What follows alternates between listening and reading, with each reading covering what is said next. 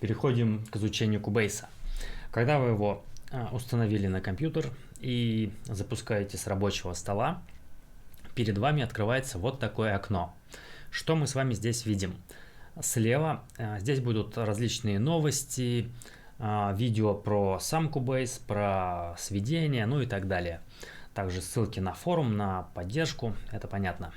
Сверху здесь различные уже заготовки, преднастройки. Здесь проекты, которые были открыты до этого.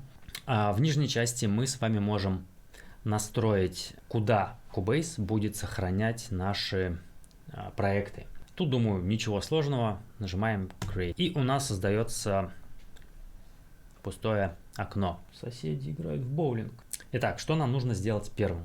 Заходим в Studio Setup. И нам нужно с вами выбрать звуковую карту. У меня сейчас в компьютере внутренняя звуковая карта отключена в BIOS. Поэтому я не могу сейчас выбрать, какую карту использовать. То есть тут по умолчанию идет только одна. То есть выбираем нашу звуковую карту. Дальше идем в Control Panel. Сейчас объясню про задержку. Вот latency. Если у вас стоит минимальная задержка, то у вас будет максимальная нагрузка на компьютер, но будет, соответственно, минимальная задержка.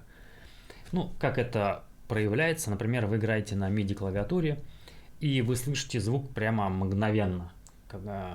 Никакой задержки практически нет, да, то есть она минимально возможная.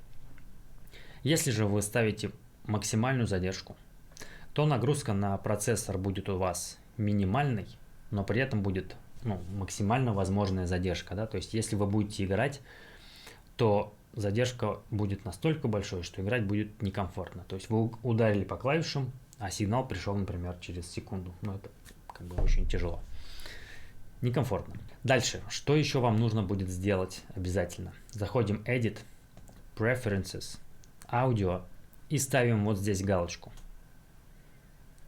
Это необходимо для того, что если у вас проект, например, 48 кГц, настраивается он вот здесь Project Setup, и выставляем вот здесь разрядность, битность нашего проекта.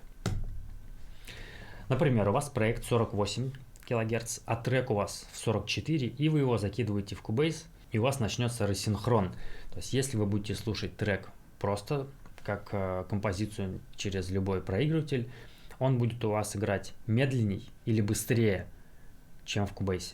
То есть поэтому эту галочку нужно поставить, чтобы Cubase автоматически понимал эти проблемы и подстраивал разрядность под разрядность вашего проекта. Тогда проблем вообще никаких не будет. В процессе монтажа я понял, что забыл рассказать еще про очень важный момент насчет настройки звуковой карты. Заходим в Studio, Audio Connections. Так, вот здесь у вас будут пустые поля. Давайте я это удалю сейчас. Вот у вас пустые поля. Вам нужно сказать Cubase, откуда он будет брать звук и куда он должен будет его выводить. В качестве inputs нажимаем ADD Bass, нажимаем ADD. Здесь мы должны выбрать нашу звуковую карту и ее аналоговые входы. То есть, например, это микрофоны, да? Аналоговый вход микрофона. Задаем, готово. Outputs. Outputs это наши мониторы. То есть у нас Cubase должен знать, куда он должен выводить звук, да? Мы также тыкаем ADD Bass. Здесь выбираем нашу звуковую карту. И здесь мы должны сказать: я хочу, чтобы ты выводил нам звук на мониторы.